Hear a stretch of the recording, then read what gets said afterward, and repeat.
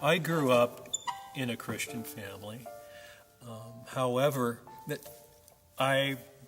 through high school, I did not attend church with my family.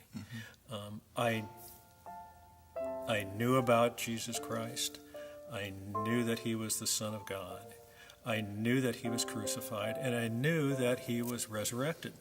I didn't realize, and even though I had heard it, I am sure, 100 times, that Jesus was my Savior. It didn't come into my heart until Cheryl took me by the hand and led me down that road, that the purpose of Jesus being here is so that we can believe in him, that we can be with him in paradise for eternity. Yeah. So here it was, this person that had been instrumental in you coming into a relationship with Christ, who was the love of your life, and now your whole world is being turned upside down. I want you to pick up your story almost 3 years ago at this time. Okay. And so take us back to that time, because that was a pretty trying time in your life. It was like you were kind of hit by a couple of tsunami waves. Right around August 1st, she was diagnosed with stage 4 breast cancer. Wow. And it had started as a small lump in the breast. It had metastasized to her lymph glands. She had multiple tumors throughout her lungs. She had bone lesions, bone cancer throughout her body, and 60% of her liver was tumors, cancer. Wow. And the prognosis at that time was that she had 4 months to live. Wow. So from nothing, there was no warnings whatsoever, to a stage 4 diagnosis, and she's got a short time to live. That had to just rock your world. Here we were on top of a mountain, and everything just seemed to be going so well. And then this news just plummeted us down. Sure.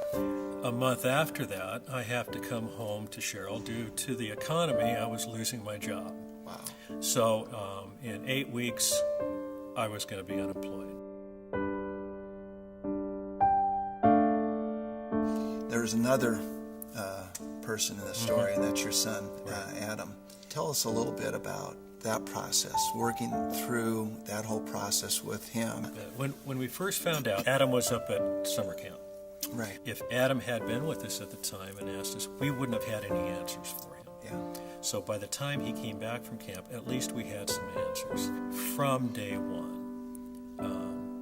we have, especially Cheryl, has really instilled the love of Jesus Christ in his heart, and he continues to have that today. Tell us a little bit about your faith going through that process. Was it shaken at times? And, can I trust God? I would go down to the chapel, which was in the hospital, and lay down prostrate and pray. And basically I was turning Cheryl over completely out of my heart over to God. I surrendered her completely to him. And I told God that no matter what, I will always love him. If he chooses to take Cheryl tonight, I will love him no matter what.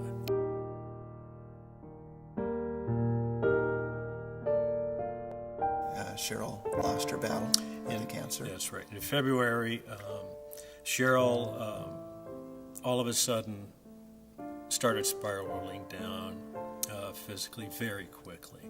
On Tuesday morning, February 22nd at 6 in the morning, she passed away.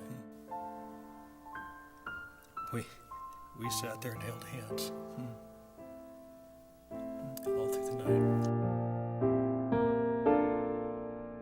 When I lost my job, here thinking that was, how could this happen? It's the worst thing that can happen. Turned out to be a real blessing, because it gave me the free time to be there with Cheryl every moment through this journey. Yeah. So I really look at that as a blessing. Yeah. But after the memorial service, now some emotions started coming in place that I was dealing with. Sure. First one was fear arose, and the emotion stepped in, and a thought started coming to my head. What if it isn't true? What if Jesus Christ is not who he said he was? And then the fears were saying, I'll never see Cheryl again. There is no heaven. There is no paradise. Those are the type of thoughts that started infiltrating to me. And then there was anger. I couldn't understand. I was questioning, why Cheryl and why not me? Why did Cheryl have to go through all that pain? God, where were you when Cheryl was lying there dying and died? And God spoke to me, not directly, but through another person. God spoke with me, and God said, I was in the same place when my son died.